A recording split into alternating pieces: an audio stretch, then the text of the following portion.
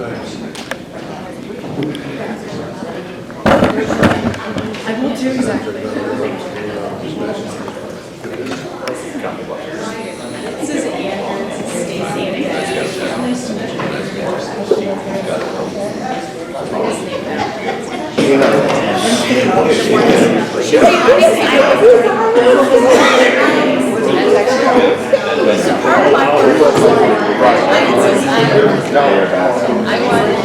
Good morning, everybody. We're a few minutes late. Are going to get started now. I just want to welcome all of you to the legislative coffee. My name is Chris LaFerla. I'm the CEO of the Northwest Chamber of Commerce. And I want to thank you all for being here this morning. Hopefully you're able to navigate that road closure on Avenue G without any problems. We are going to start with the Pledge of Allegiance. So if you are able, please stand and join me in pledge. I pledge allegiance to the flag of the United States of America and to the republic for which it stands, one nation, under God, indivisible, with liberty and justice for all. Thank you for that. I also want to thank Senator Dawson and Representative Segrist for being with us this morning, making the commitment to be here. I appreciate both of you for doing that so frequently. I also want to thank our sponsors who helped provide the refreshments this morning, Google and Advanced Southwest Iowa. Advanced Southwest Iowa Corporation is our county's economic development organization and a great partner in Council Bluffs for a lot of different things. Thanks to the school district for allowing us to use the facility and helping get set up this morning. There are question cards. I think most of you know the drill by now, but we have some question cards up here. I've already got several questions submitted. We'll try and get through all of those, but as always, my goal is to get through a variety of topics, so if there are repeat questions, I might combine those. Senator Dawson, Representative Segrist, as we get started, I think we'll give you some time for any opening comments, anything that's on your mind before we get to the questions. We'll start with you, Representative Segrist. Good morning, thanks for being here. Another beautiful day in Iowa, a little chilly today, but we'll get you out of here when it's warm. Been 2 weeks since we met, and a lot has happened and not a lot has happened, which is typical this time of year. We're scheduled to be adjourned 3 weeks from Tuesday. My humble opinion, no way that's going to happen, but hopefully somewhat shortly thereafter. There's been a lot of back and forth between the House and the Senate and Governor again, which is typical, and we're kind of in what usually happens every session, hurry up and wait to see exactly what we have going on. There'll be, I'm sure, some specific questions about things. I guess I would say that three major things that are out there yet that will have to be resolved one way or another before we can adjourn for the year are the whole property tax situation, the whole property tax bill. As you've heard us say, heard us say several times before, the House has a plan, Senate has a plan, Governor has a plan, and Senator Dawson can speak to that. It's more than a little frustrating, but at the same time, there are a lot of conversations going on. We'll have to come to some conclusion with that. Just as an aside, my 10 years I spent as leader was back in the day when everybody read newspapers, which doesn't happen anymore. I was cleaning out my garage last weekend, and I've got 2 big bins of newspaper clippings that my staff had cut out that are just sitting in a bin so my kids can throw them away someday. I just grabbed a handful of them just to take to Des Moines when I'm sitting around and just kind of look at them. And it's very interesting because, I forgot about that. Oh yeah, I remember sweating bullets on that, blah, blah, blah. And I'm turning them over and the headline, I had to go Dan this shit. The headline was, property taxes, #1 issue. And I looked at the date, it was February 1996. So, I mean, that's the difficulty of all this, is that we've been going to reform it forever, but it's difficult, and Senator Dawson can talk to that. So property tax is one thing keeping us away. The other one is the carbon sequestration pipeline / eminent domain bill. The House has passed the bill, the Senate took it up and changed it dramatically in committee, which frankly I like the Senate's version. But they haven't taken that up yet, and at some point, one way or another, they're going to have to address that issue. And then if they pass the Senate version again, which I like, that will cause some problems in the House, but that's an issue we have to get to. And then lastly, the budget, which is the only thing we have to do, our budget for fiscal year '27. The budget's going to be about $9.6 billion, and we have, I think it's 9 different appropriation subcommittees, justice systems, doesn't work at the judge, justice systems, education, natural resources, commerce, all the economic development. And what we generally do is we get a joint budget target for each of the subcommittees. You have a pie, the pie is like $9.6 billion, then you say this is how much is going to go there. Education is generally 54-55%, health and human services is another 23%, which doesn't leave a lot for everything else. And you get a budget target, and then they're like, this is how much money is in your budget, and then we decide how to spend that. I mean, you go through it all, and you make compromises to spend it, and then you get the budget done that way. Generally, we would have budget targets by now, but we don't have them yet. And so the budget process is behind, if you will. So hopefully this week they'll get some budget targets, and then the budget subcommittees will meet and we'll move ahead. So those are the 3 things that we have to do the budget. The other 2 we need to do. We wouldn't have to do it, but I suspect we'll address all 3 of those, at which point we could probably move towards adjournment. So that's just kind of an update for me. Good morning, Dan Dawson, Senate District 10. I don't think there's a whole lot left to add to that. Sorry. I know, we're at that time of year where there's not a whole lot to add. Britton's totally right. Those are probably the 3 largest topics to address. I don't foresee us getting done on time. Once, just the chambers, we have not discussed joint targets yet, which as Brent mentioned indicated, what's the overall spending level going to be, right? Once you do that, that's probably a 2-week process, I would say, but getting up to that joint target is probably a multi-week process as well, too. So I don't foresee us being done by April 21st at all. But yeah, I think those are the 3 big ticket items that we have to address, folks. The budget, which is honestly the biggest item, and then the other 2 would be property taxes, carbon sequestration. There might be some other ones out there, and I'm sure people have questions today they can ask us about. It's not to minimize anything else, but those are definitely going to be the biggest showstoppers that with the time frame left, it's going to be pretty prohibitive for us to finish on time. But I don't think there's been a session in 10 years up there in my tour that we've actually ever finished on time. So Last time was probably when I was leaving. that was said, yeah. So nothing new to report up there, right? So, but I'll finish up there. Happy to answer questions, and then we'll get to it. So, thank you. It was 1996, last time you finished. Really? Well, let's just, no, I'm joking. Oh, I was saying. Let's just continue the conversation on property tax. We have 2 questions on Senate File 2472 from Jean and Diane, who have beautiful penmanship, by the way. So I'll just kind of combine these questions. Really, the question is about the bill's potential increase for rents due to the elimination of the rollback for multifamily residential properties, and recognition that many of these families are spending 33% or more of their income on rent, which by the definition of the federal government is a cost burden renter, by the way. So maybe Senator Dawson just speak to the bill as a whole, but specifically to that potential elimination of the rollback and how it could impact rents. Yeah, and actually I just did a newsletter on this topic here yesterday because I think it warrants a lengthier discussion. First of all, let me say, Diane, as you know, I have a waiver as well too. Now, not near, to some people have some larger operations, but I do own a rental property. And the premise of the Senate bill is that you either own property for your family, you own property for income.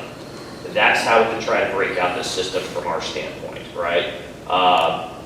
And with that, I'll go through all the nuances in a minute, but I do want to give historical, I'll explain my newsletter I did yesterday, right? I do want to give historical perspective here on this. back in 2013, and this is a little editorial note, we have a lot of track record in that building of taking previous attempts at property tax reform. I think we have a good history to study on what to do right and what we've done that's been wrong, right? So back in 2013, the Iowa legislature, when they probably took the last substantive swing at property taxes, and when I say that, I do think what we did in 2023 was a bigger swing when we actually put revenue limitations, but the largest comprehensive bill that was done back in 2013. And at that point in time, a lot of multi-residential classification, which is where like a lot of your apartments and things are like that, up until then, they were taxed at 100% taxable value of the value of property, right? And then all the other residential has the rollback, which floats back and forth, and that's a different percentage. There were a variety of lobby interests that had been descending upon the legislature for multiple years, and they wanted their piece of the property tax reform. And the argument at that time was that these multi-residential properties should not be taxed as commercial or industrial, which is what they were for the entire history of Iowa until that point, but they should be taxed as residential. And again, when you go from 100% rollback, and at that point in time, it probably would have been around 61, 58%, something like that. Matt could probably, or Scott could probably give me what the number would have been around then. You're talking about a substantive 40, 50, 60% cut at that point in time that's whittled down further, right? So when you're going to cut someone's taxable value that much, that was a major impact to the system. And what the associations told the Iowa legislature in 2013 is that if you give us this property tax cut, we will pass it down to our renters. Okay? That's the promise that was made back in 2013 before we made this major adjustment, and I would add probably distortion to the system. Okay? From 2013, when these properties were all at 100% taxable value, to today's date, which is 44.53%. So we're talking over a 60% property taxable value cut in the course of this time. My dad is a little bit short of 10 years. Okay? This is what's happened to rents in Iowa and the surrounding states. Missouri, rent has gone up 34%. Wisconsin, 35%. Illinois, 35%. Iowa, 36% increase. Nebraska, 43%, and Minnesota, 46%. Now, when I talk to associations for the last 15 months, they've all cited two primary things: COVID and natural disasters. But folks, these are our surrounding states, and they've all incurred the same. I'm not aware of our surrounding states being in a COVID bubble, and we were the only ones to experience that, right? I'm not trying to make this adversarial, but it's very important to talk about the history of this. We are right in line with our surrounding states on rent increases in the last 10 years, and none of our surrounding states had a almost 50% cut in their taxable value on their property taxes, on the multi-residential. The biggest learning point from this entire last 10 years is that rent rates are set on the ability to pay and not on property taxes. And I disagree with you, because if it was the case, rents would have been down, or at least we would have had a disparity with our surrounding states. And that's just the position I'm going to take here, Diana. If we are going to rebuild this system, we can't keep these bad deals that were made in the past. We can't. Because otherwise, we're not going to drive reform. And it's not fair when past promises weren't honored, that then we have to be held to those to try to work around. And if we do that, all we're going to do is come out with something small in the end. I have a strong belief that these residential, multi-residential properties are not residential properties, and they are business purposes for commercial. Now, where I would meet you in the middle is that, do they need to be at 100%? That's a point of discussion. But I absolutely disagree that a rental house should have the same rollback as a family home. And with this property tax bill, we can't forget those persons who own these residential, or these multi-residential places. They also, as proposed by the Senate, get the benefit of having your property taxes eliminated on your primary home. Now, as we talked about 2 weeks ago, I want to repeat it again here. This is another thing where we have to talk about too. It's not just the property tax. We have to be honest about ourselves about the entire tax environment for these properties. When you purchase a property, you get to depreciate it right away. That's what I do. When you have homeowners insurance, you business expense that. When you get a new roof, you business expense that. New carpet, new appliances, even the cleaning materials. Even me driving back and forth to that place to actually go do repairs in a place, I get a business expense those miles. Everything I just described, a mom and pop with a family does not get the business expense any of those. You got to pay for it out of pocket. The best you might be able to do is get a HELOC and then deduct the interest off that. This is what we talk about. We talk about property taxes, property you own for your family and property you own for business. Where those details roll in the end, that's the discussion we're going to work out in the House Senate. But we can't hold the 2013 property tax reform in place and say that that was a good deal. What I just described to you right there. Rents did not go down. They went up in line with every one of our surrounding states. And none of our surrounding states gave their multi-residential a 50% property tax cut.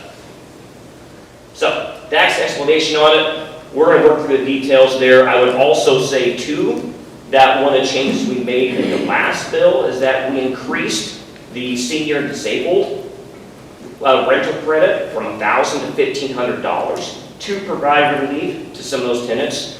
We also eliminate the manufacturer square footage tax out there for those persons in mobile homes. We are not blind to some causes and effects out there. We are trying to make an adjustment on that. But I cannot look at this whole system as is right now from a chair standpoint and say, okay, we have to keep everything as is, which we all agree is a bad system, but we're going to work on this little piece right here to get something holistic in the end. Otherwise, it'll be a bandage approach, and what's the point of doing it? So, anyways. I don't have a lot to add, as Dan just indicated. The extraordinarily complex situation. I do serve on Ways and Means in the House. The House has passed out a bill which certainly would be considered more piecemeal than what the Senate has proposed, but that's just to keep the process moving, so I continue to keep an open mind. We'll listen to everybody as best I can, and we'll have to figure out where we end up, but it's still a large work in progress. Representative Seegers, anything on the House bills that you'd like to share in terms of what's included in the bill or where the bill is? Not necessarily. There is an attempt to look at homeowners, for example, senior homeowners, and how you give some relief to them. But the problem you run into there is I think the governor's bill, you correct me if I'm wrong, exempts senior landowner, a homeowner at some point from property taxes. But when you go into your smaller communities, be it right or wrong, a lot of their citizens are seniors, and so you can't just say, hey, we're not going to charge senior property tax anymore because it takes away the revenue for the city or the small town to do anything. But that's part of what's there. And then when you do that, you have to understand the Ways and Means chair in the House is 29 years old, and he just bought his first house, and he's like, what about young people trying to get into their homes for the first time? Those are the complexities that we're working with. The most controversial part probably of the House bill and the governor's bill is to 50% cap on property tax growth at the city and county level, which is why I see some people here because of that. And again, we're working our way through it. So the final resolution is a couple weeks away. Just a couple of things here. I do think we're getting closer together on something, right? But there's some fundamental disagreements there. And I'm not speaking to a Brent at all or anything, but just to kind of give you a little bit more here. The Senate, bill is that we want 50% of your home to be taxable value, right? Permanently going forward there. And that's, for your homestead house, not your second home, not your lake home or anything like that, 50% taxable value. And what the House did is that they said, okay, we're going to give an additional 10% benefit to homesteads out there, right? So the reality up to 25. Right? Up to $25,000. So okay, we're now both starting to talk about percentages of homestead there, and that's kind of a good thing a little bit, right? But the fundamental difference is where I come back to the landlord or the rental property thing. This is where we're going to have to bridge a gap at. Iowa has high property tax rates, right? So in the House bill, essentially what they're mechanically doing is they're adding in a business property tax credit to give businesses some relief, which I don't disagree with the concept, but the problem is you're hollowing out more taxable value, right? And then they also added a 10% homestead, which again, we have a different concept, but same, again, now we're talking the same topic here, which hollows out more taxable value. So when you leave your consolidated rate high, you're hollowing out taxable value. That means when that rate's still staying there, someone else is paying that, right? Which I would say back to the landlord, if those things are getting hauled out, then that's one of those things like it's going to be a shift no matter what. It's not just the Senate bill, it's going to be a shift. Whereas the Senate bill, what we're trying to do is all these exemptions and all this hollowed out value before, we're trying to dump it on top and compress those rates, right? And so that's the fundamental disagreement here is that we're trying to make sure as assessments go up, it's going on top of that rate to keep on compressing it down as opposed to leaving that rate high. So let's say you have a $200,000 house and you're paying $20, per thousand on it. Granted, yes, the proposals take taxable value up, but you're no longer paying $20 per thousand, you're going to be like 15, so we're plowing those rates down.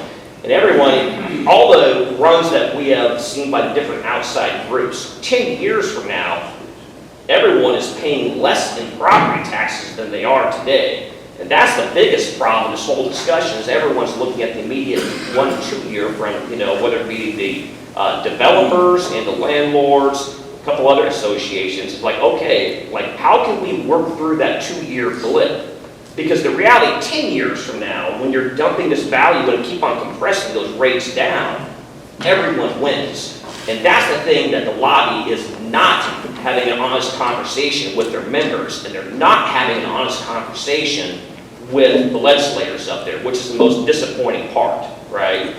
There's ways to work through that maybe 1 or 2 year on some of these things.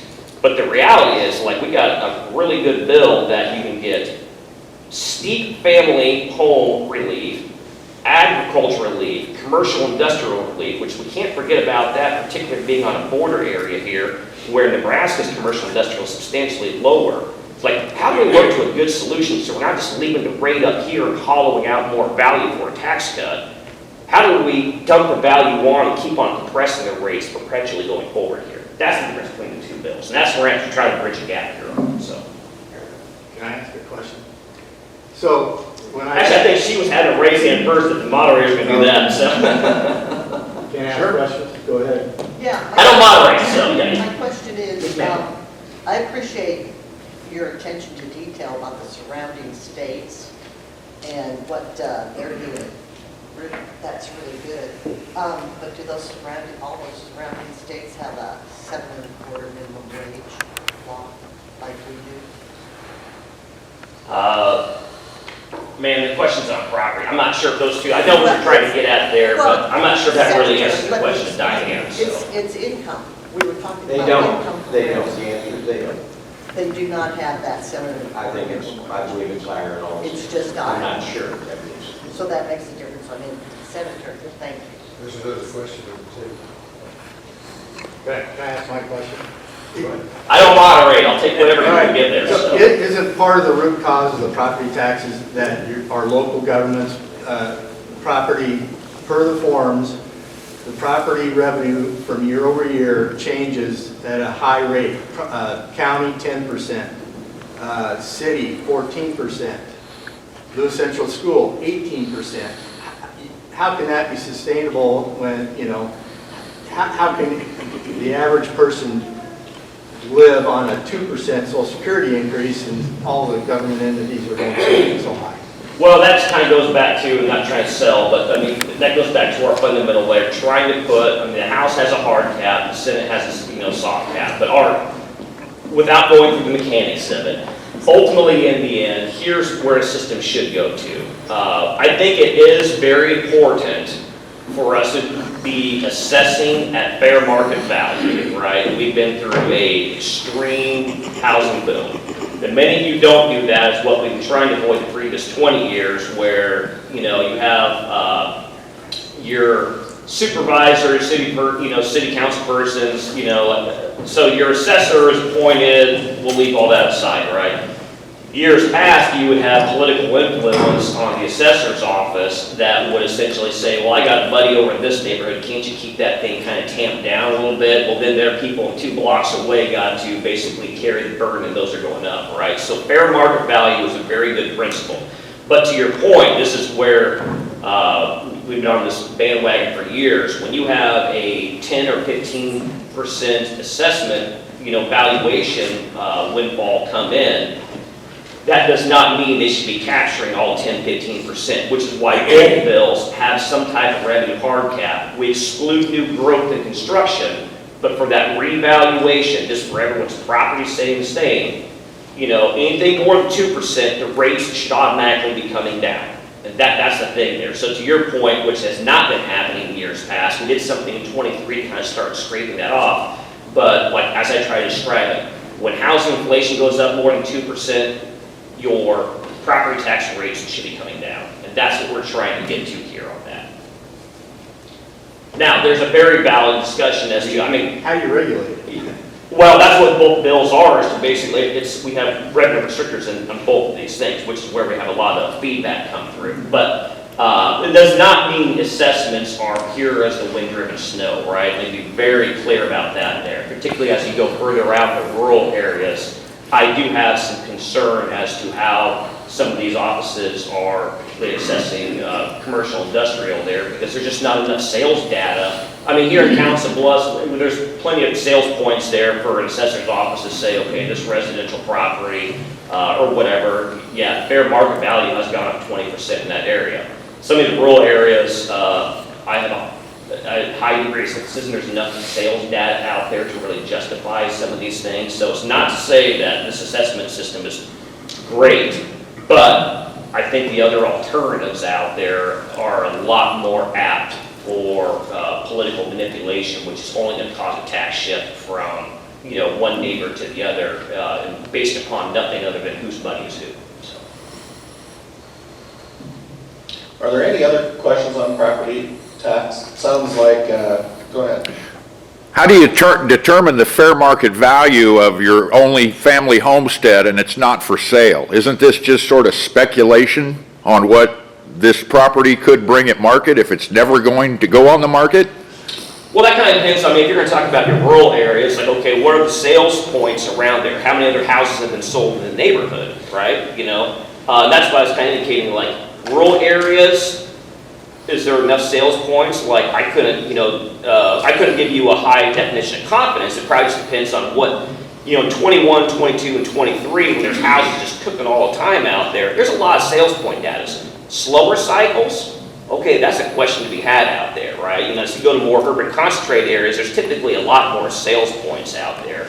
We have what's called the Property Tax Appeals Board, and everyone, once they get their assessments, has the right to go and appeal that. What we found is that in the last few years, and again, during high volume sales, there has been very few successful residential appeals there because there's been enough data points actually out there to substantiate that. But now that the market's kind of cooling off a little bit, we're going to keep our eye on that to see, okay, as these sales points come down, are these prices still being demanded by, you know, a block away, half a mile away, or something like that? You know, that's where it opens an opportunity to take a look at it there, so. And one other thing, how can the assessments be accurate if the assessors are not inspecting every home for comparison? So, once again, we're getting back to speculation. Well, okay, there's two different sides of that coin, because, you know, you don't have to let the assessor in your home. But by doing that, you also trigger the reality that the assessor can do the curb inspection there, and where they have to set that, right? So I know some people out there is they're not gonna come in my house, fine and dandy, but if you want the most accurate assessment, you know, that's gonna be how they're gonna determine it. And again, if you feel that they misassessed it, then you still have the ability to go back to the Property Tax Appeals Board and make that appeal to say, hey, they said I had a finished basement, I do not, yada, yada, yada, and then they kind of have the ability to go through it that way. There is an appeals process out there, but the reality is, like, we've had a lot of sales data points here in the last 3-4 years, and there's been very little successful assessment appeals because the data points do coordinate. Could the state of Iowa shift the burden to the government that's assessing instead of the taxpayer that's contesting the assessment? Well, that's an interesting point. There are some bills out there on that. You certainly could do that. They do it in a couple other states. It's not very widespread. But the problem is this. That does sound good.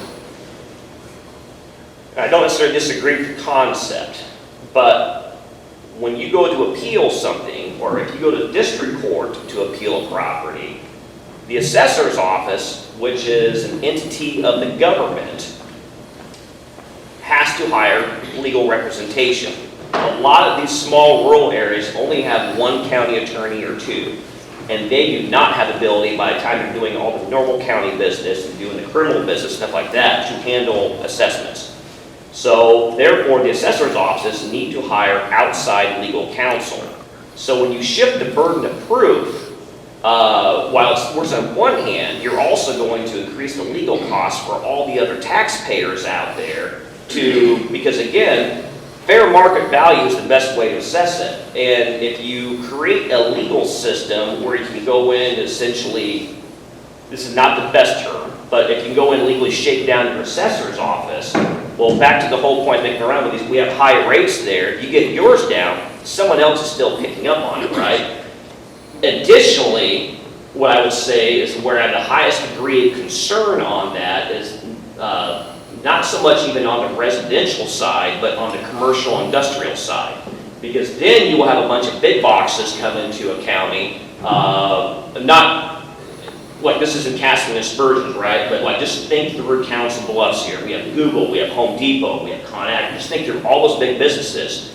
Well, then they can come in every year, the legal burden is shifted, and they can bring in a bunch of high-powered lawyers and just shake down all these assessors' offices. They have no ability to actually legally fight that, which even creates more distortions in the system. And if those who do try to fight it, it's just increasing property taxes and all the rest of us to hire outside counsel. So it sounds like a good concept, but there's a whole lot of legal ramifications that have a price tag at the end of that I'm just not confident is in the best interest of the taxpayer out there. Thank you. Take one more question.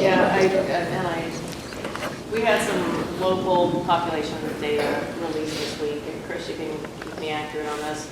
And Brent, you mentioned, you know, rural areas are aging and other areas aren't.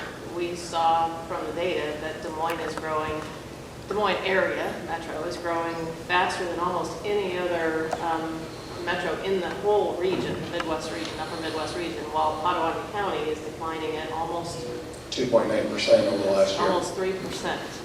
So there are fixed costs to running a community, and we're doing everything collectively we can to grow, but it's a real uphill battle.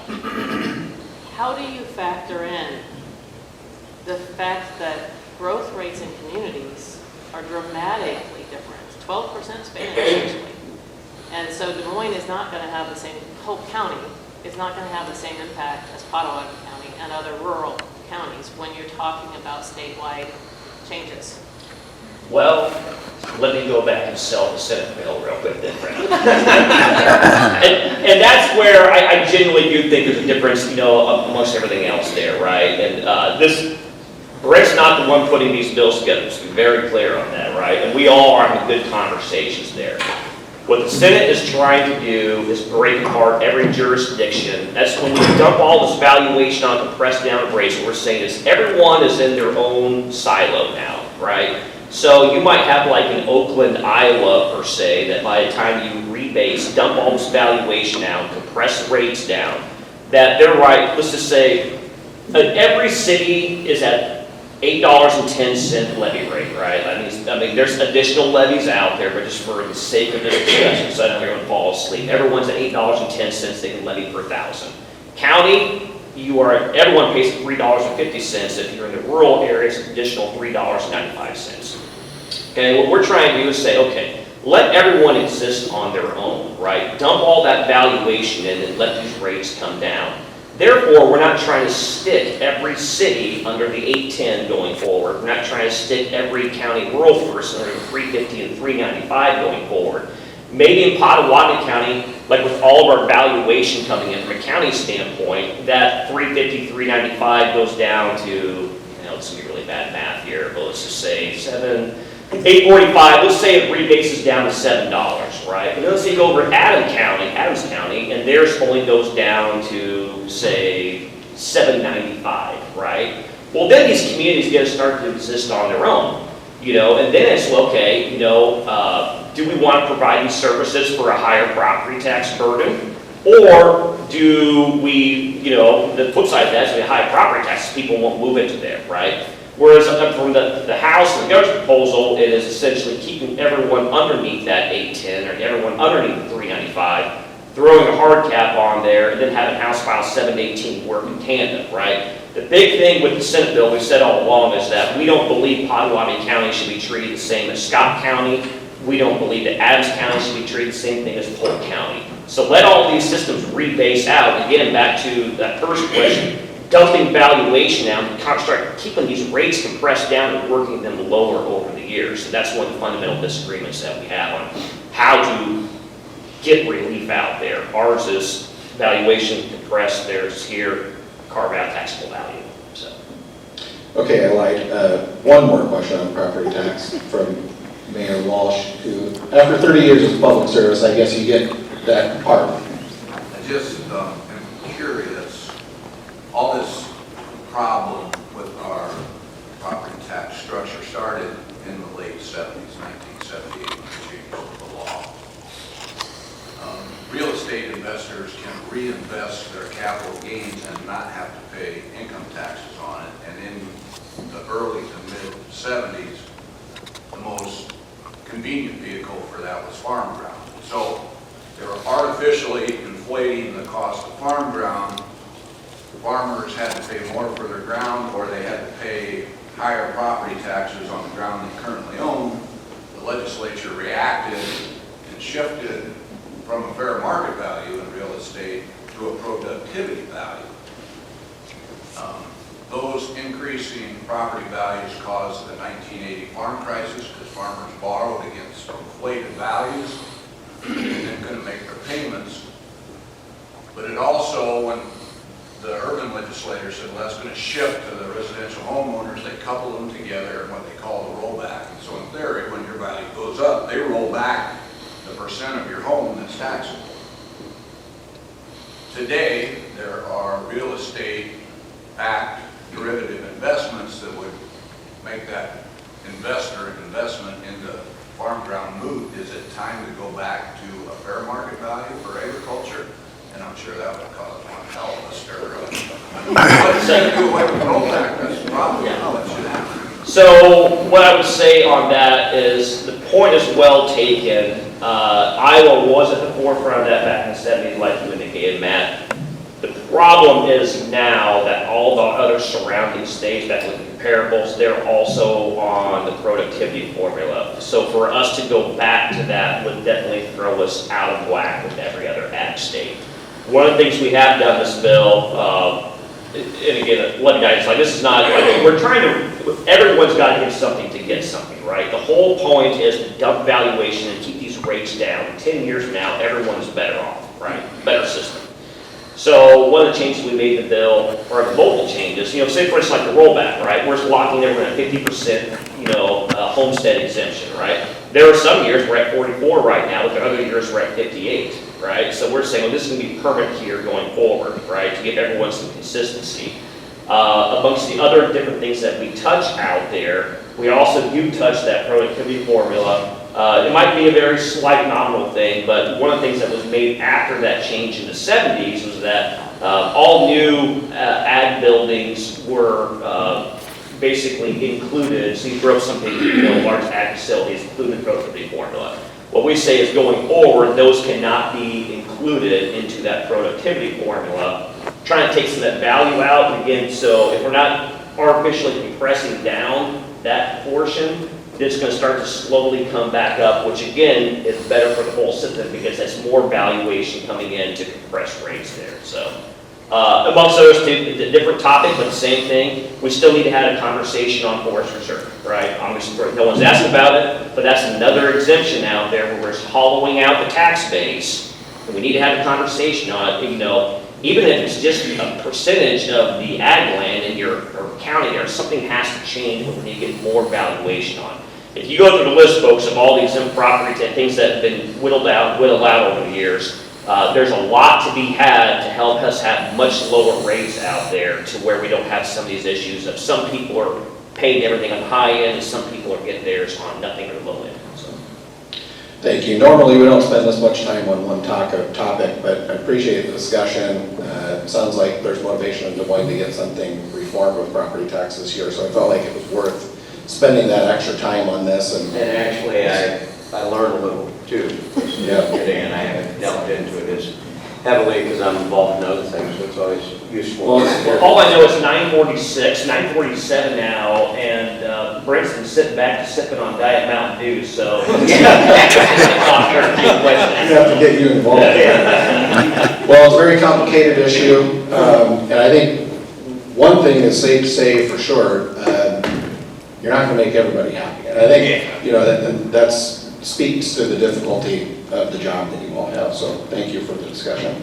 Terry's got a question on the HMO tax. Can you share the thinking behind the HMO tax and ultimately who you think is going to pay that tax? Yeah, so currently until yesterday, Iowa had the second lowest tax on HMOs, Wellmark, health insurance companies in the nation.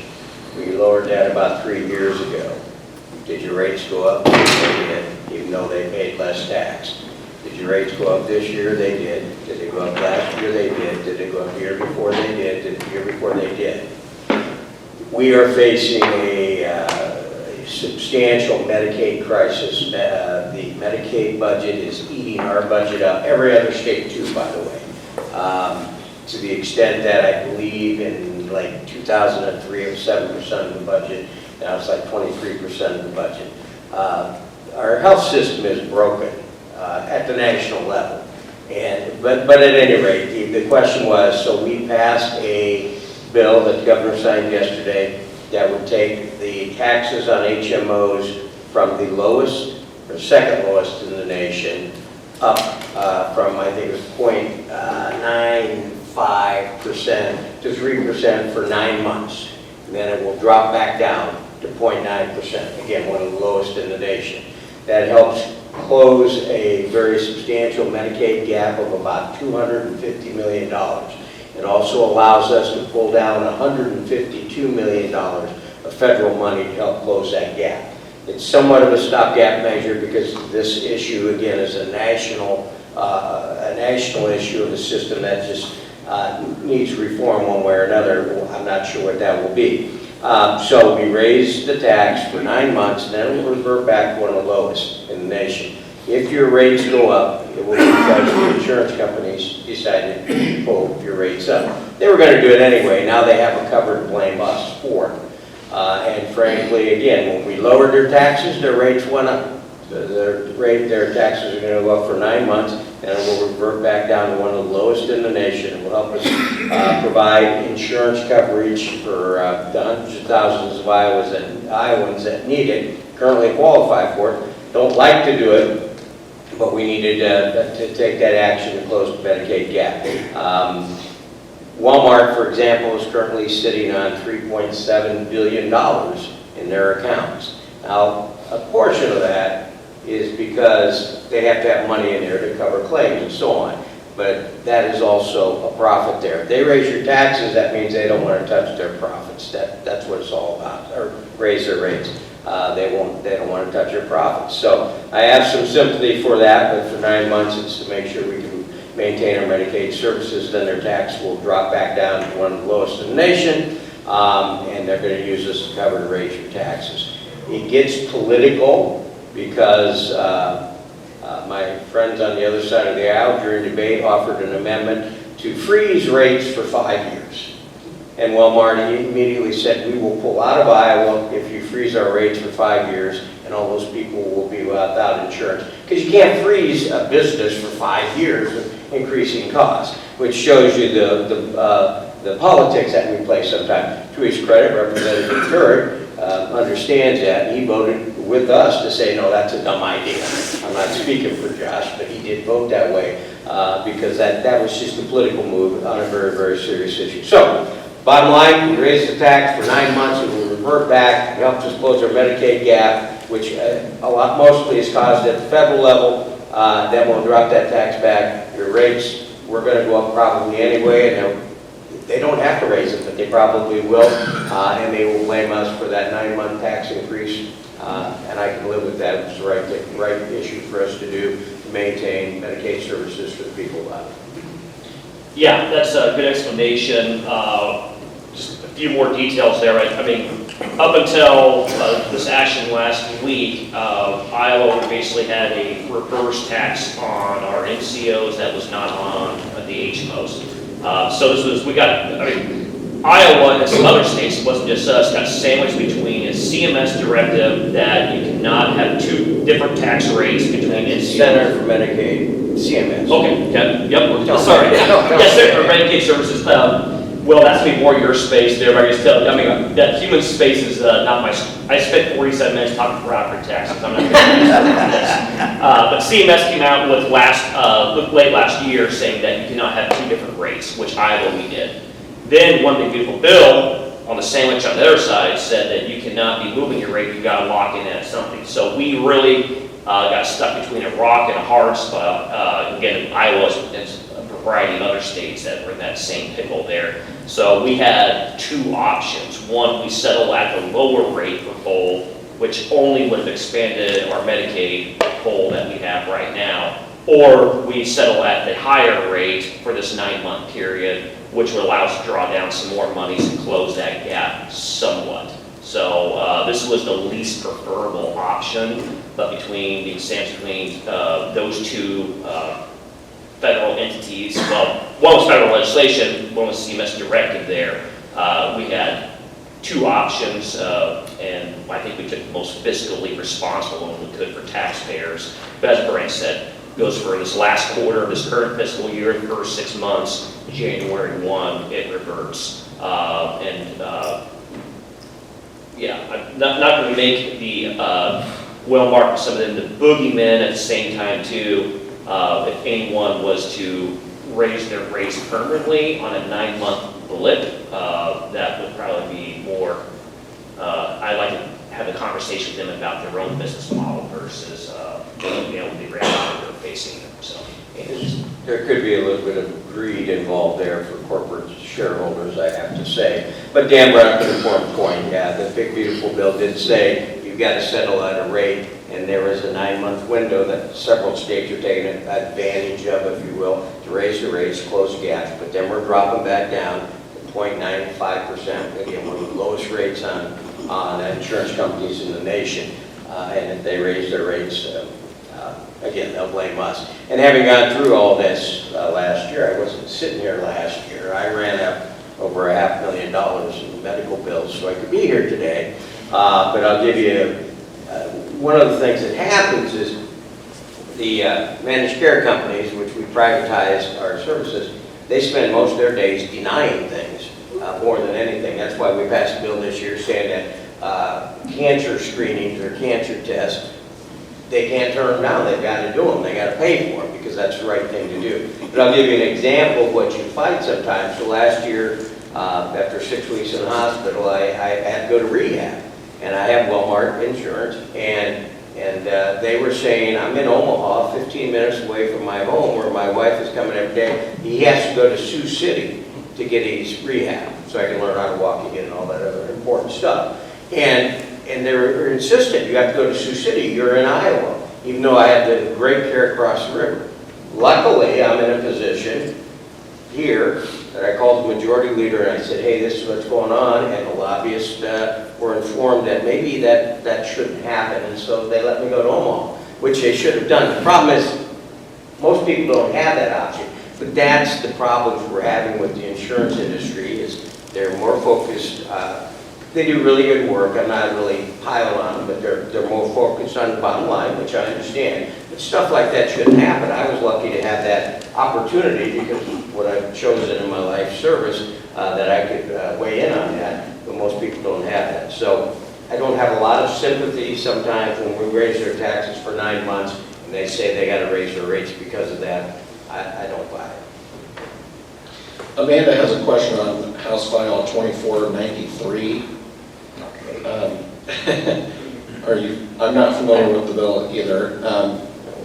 If the questions are, if this bill passes, would there be any state funding for 3-year-old students or only students who meet the new requirements? Would this be considered a retention year or simply another year of pre-K? And would students who have a birthday between March 5th and September 15th be allowed to do 2 years of pre-K and be given funding for both? What was the number? I'm sorry. 2493. Again, we're not really dumb, just there's so many bills. Actually,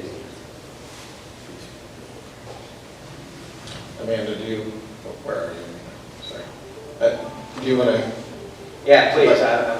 I don't serve in education. Do you know how many- It would appear to me that it's not moving. It's in the Senate. Yeah, I just checked this track. It looks like the House already passed it. That's what, yeah, okay.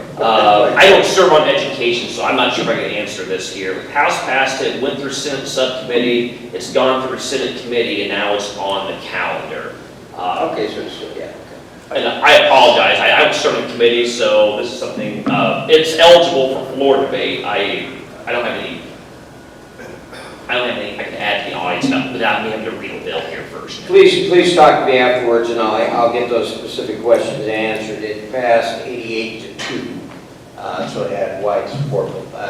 Visit me afterwards so I can get those specific answers for you. I'd be happy to do that. Okay, how about a question for Michelle on House File 2652? Okay.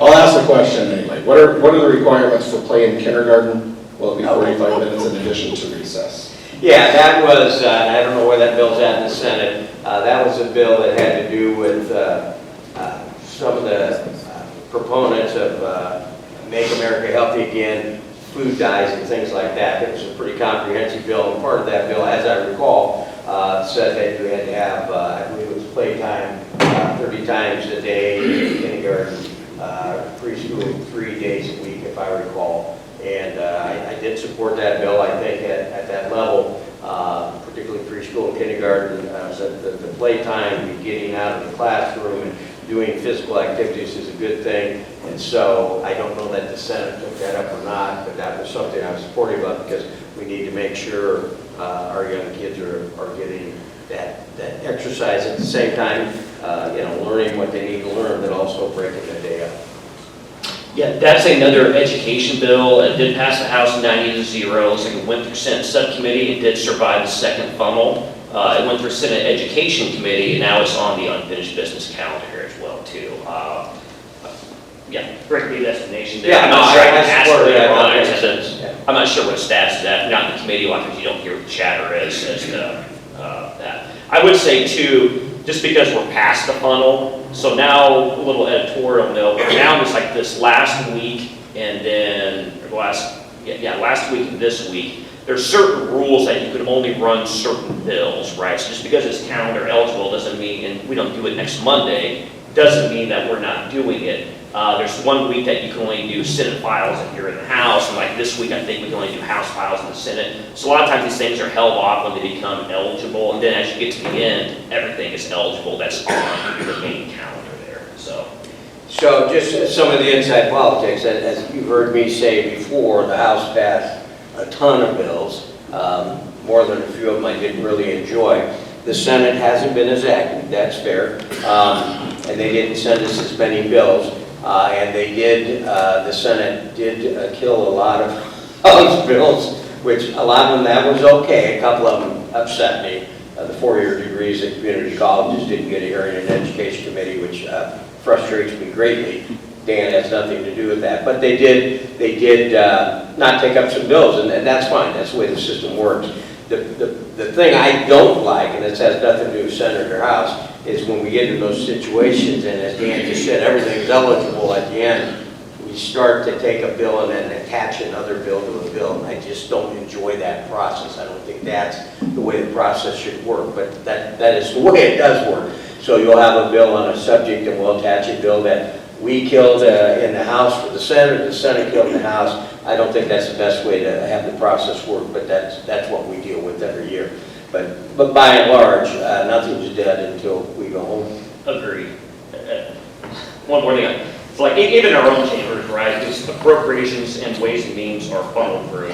I had a lot of my own members say, hey, my bill died, can you refile it? It's like, well, we have policy committees for a reason. I don't like to usurp that process. Like, you go talk to policy chairs, and why didn't you run your bill or use ways and appropriations as a backdoor on something? But this is kind of the little funky, weird science phase now where people try to start to revive things that died, they should have died for whatever reason. So There is hostage taking at the Capitol, and there is. I mean, it's like, well, that's pretty important to somebody in the Senate. We'll pass it out in committee, and then we'll use it to negotiate things, and they do the same thing, and that's fine.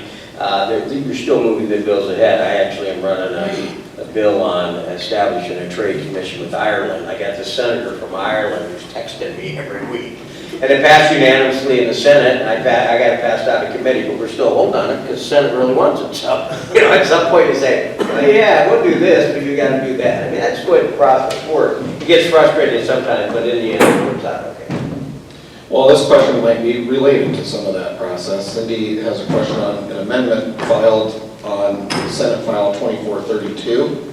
The question is, this anti-library amendment is dangerous to readers. Please share your assessment of whether and how it can be debated. Defeated. No. Defeated. Oh, I'm sorry. And I I don't want to be debated. No, and I do appreciate that because I've got probably a dozen emails in the last 2 days that says H, there's some amendment H, whatever. Yeah. But I don't know what the base bill is, and so it's like, okay, I know what the amendment is, but that no one's fault, but it doesn't say what the base bill is. I'm like, all right, so it's an H, it's got to be a House, but at least now I know what bill we're talking about Well, here. So. and just so that you know, the short answer is the bill that it's attached to is to eliminate the ability of cities to create a health department.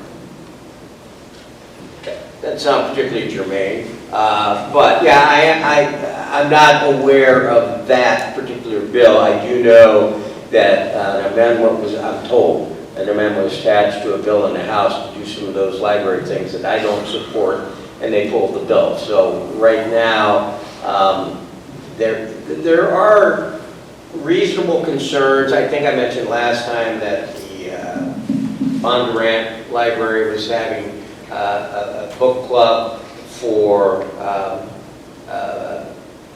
can't remember now, I'm Gay or something like that. And again, that's fine, people were there, but for 6th graders, and people didn't like that, and that probably wasn't the right topic for a book club for 6th graders. Anyway, they backed off from that. So, but there are people that are upset about what's happening in libraries. Me personally, public libraries are public libraries. I've expressed that to you before. And the one bill that still might be floating around out there has a couple pieces to it, but one piece is that it would turn over the management of libraries to city councils as opposed to library boards, and I'm not going to vote for that. I don't think that city council needs that, wants that, or should have that. I think a public library board is proper, appointed by the mayor or the city council, whatever it may be. So the answer to the question is that hasn't moved. There's still some movement on stuff, that there's some people really worked up about it, but right now I'm not sure anything will move. In my defense, Cindy, maybe it will be debated so it can be defeated. Okay. Well, can I just add, has the, either side, either chamber considered that all of the concern about age appropriateness in libraries is really better addressed to the smartphones that every kid has in their pocket? Because there is more inappropriate content on a smartphone that's available to all of the kids with Absolutely. no oversight. Yeah, absolutely, and there's a bill that would set up age verification for Pornhub or whatever it may be, OnlyFans or whatever. But the difference obviously is that's your phone. Public libraries are funded with public money. That's why the government feels like it can't get involved. I mean, I understand your point. I agree 100%. But that's the difference is we fund public libraries, so we think people think there could be more government control there. I don't agree with it, but that's the difference. Okay, this question is regarding House File 2310. Can we anticipate your full support on this? Sounds like it's an appropriation. Yeah, no, and that was up here on the desk. There is a bill to allocate $3 million in pediatric cancer research, I believe, to the University of Iowa. Obviously, support that. Whether or not that goes through at $3 million, again, we haven't set the budget targets, but as we've talked about before here, cancer rates in Iowa are substantial. Mostly, we just had our report from the University of Iowa. We appropriated $1 million to them last year to study cancer rates. Part of it can be the nitrates in the water and everything else for an agriculture state. I understand all that. But the report came back from the College of Public Health at the University of Iowa. The two major things are radon, which not everybody believes in. I do, radon and smoking. It's just that simple. And so cancer rates and what we're doing with cancer is a big issue. There is a bill to appropriate $3 million for pediatric cancer research. I mean, if you're watching the Iowa football games in the fall and you had to have the end of the first quarter wave into the Children's Hospital, and I've been on the field for that before. It's extremely emotional. We need to do all we can to do that. So yeah, it would have my full support. I'm not sure if it would be a $3 million or whatever because we haven't done the budget targets yet, but absolutely, I think it will get support at some level. I don't know if it will be $3 million or not. The other thing I would add is one of the better things we could do, and I don't know that we'll do it, is to raise the use tax, the usage fee on cigarettes. There's a direct correlation that you can see that when you raise the user fee, it's a tax, but it's really not because it's you do it because you want to. On cigarettes, that the smoking rates go down, and a lot of our Medicaid costs are directly related to smoking, and that's what the study showed. So pediatric research, yes, absolutely. At some point, we may have to look at raising the tax on tobacco in the state of Iowa. The governor recommended 65 cents. The Senate didn't have the votes to get it out of committee. I'm not sure we didn't take it up in the House, but they are looking at taxing vaping, which I would be a supporter too, because there's a direct correlation to the cost you all are paying and the people that are using that. We just hesitate to do that sometimes. It's like the premium tax on insurance companies. I think I gave a reasonable rationale why we do that, but still people say, you're raising my taxes. Well, there's some reasons once in a while for additional funding coming in. Vaping is something I would support. Yeah, it's actually kind of interesting. I saw this on the desk here first thing. I just had a conversation with the Senate Majority Leader here Wednesday on this topic. I think there's a high interest in getting this done. And I've been working with him on a couple pay for us here and how we can accomplish this, but I'd say it's a better chance not to get this thing done. Okay, question from Eric. Agriculture is the heart of our state, but right now rural Iowa is under real pressure. Even with strong crop yields, high input costs, and volatility in commodity prices are creating significant financial stress on our farms. Fuel and fertilizer costs rising due to international tensions. Farm income projected to drop by roughly 24% in 2026. This just isn't just a farm issue, it's an economic issue for the state. What immediate actions is the Iowa legislature taking to support our farmers, not just for their survival, but to stabilize Iowa's economy and prevent future state revenue shortfalls? Rain would be good. That'd be extraordinarily complicated question there. I mean, there's limited things we could do. Absolutely right, fertilizer costs have been going up due to the war in Iran. I mean, those things are happening. We do support the farmers. Build a House Pass is right to repair, where you get all these tractors and so on and so forth. And John Deere will say you have to use us to repair it, even though maybe a farmer could do that. We've been doing some small things like that, but overall, it's to a degree cyclical. I mean, we all know how much we're paying for beef prices right now because people haven't been raising cattle, and it'll take a couple of years to reverse that trend. Pork prices are way down, but the commodity prices for corn, corn and soybeans, so on, have steadied themselves a little. But the input cost for every acre of land right now, a farmer likely would be losing some money. But we do have our revenue estimating council. And I'm not avoiding the question. I mean, there's a few little things we can do, but these are national, as Eric pointed out, international, national things that we deal with, which we don't have any control over. And so the REC, the Revenue Estimating Conference, for their projections for next year, does see the farm economy stabilizing. They've been pretty good, pretty spot on for years. And so the farmers, we have plenty of farmers in our caucus, trust me.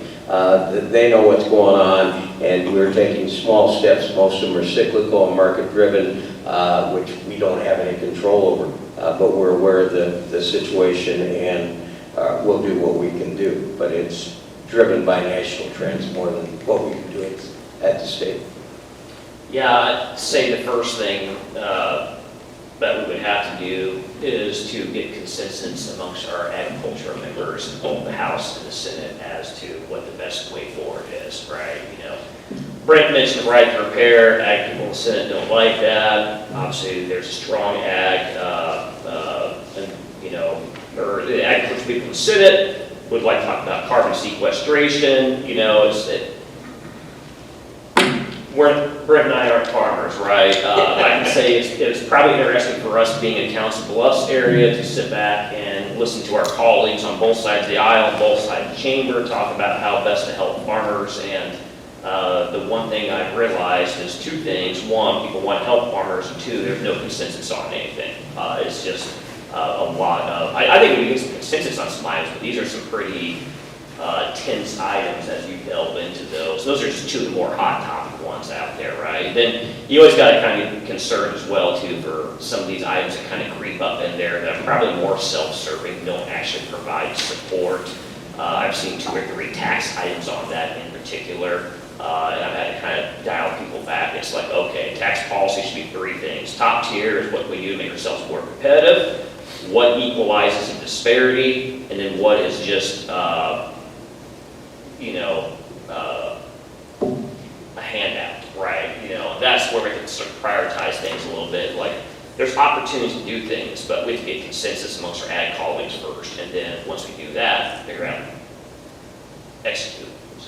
Yeah, and so Dan brought up a good point. It's hard to get the ag caucus to agree on anything. I sit next to Dave C. Dave farms a bunch of land everywhere, and I lean on him a lot, but on the right to repair, they were fighting internally as farmers. But Dan also brought up the carbon sequestration issue, and that is an issue. I mean, you have to look for new markets. That's one of the things I didn't say. I mean, new markets are what's important. The federal government's sending farmers $12 billion because they've closed down some markets. That's not what the farmers want. The farmers want more markets so they can do their job. And, they need supports, obviously, but it's all about opening markets. And with the carbon sequestration, without getting into all of that, I mean, we're competing with soybeans and so on with Brazil and South America, where they have lower inputs, and plus they can raise 2 crops a year. I mean, these are national trends, but I think the focus, and again, the state can't do a lot on this, not that I'll take any ideas that anybody has on what we can do at the state level, but a lot of these are national issues. And when we're fertilizer costs going up because of the war, plus, when we're feuding with China or whatever, and they're buying their soybeans elsewhere, that affects us here. But those are issues that are totally dysfunctional. Federal government should be addressing, but probably won't. But we'll do what we can at the state level, but it is limited. Well, thank you. I want to leave some time here at the end if Brent and Dan are able to stick around and have individual conversations. And Lee, I'm going to give your question to Senator Dawson if you'd like to speak with him about that. I want to thank all of you for being here this morning. Our next and final legislative coffee is Saturday, April 11th, right here at the same place at 9 o'clock in the morning. Thank you all for being here and have a great day. Did you send some question to the senator? Which question?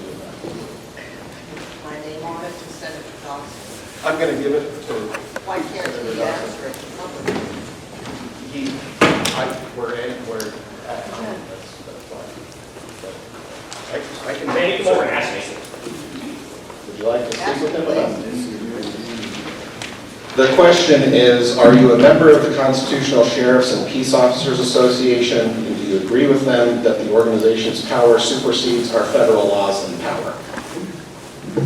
I am not. I guess I never heard of this thing until right now, and I don't know the platform. I'm not a member of the association. I don't know who they are, so I don't know what they're advocating for.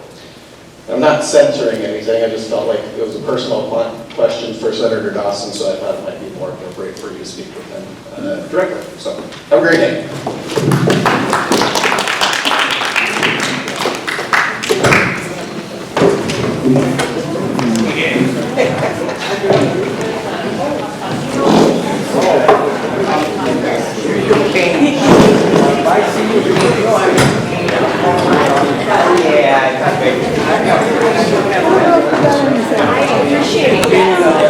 Great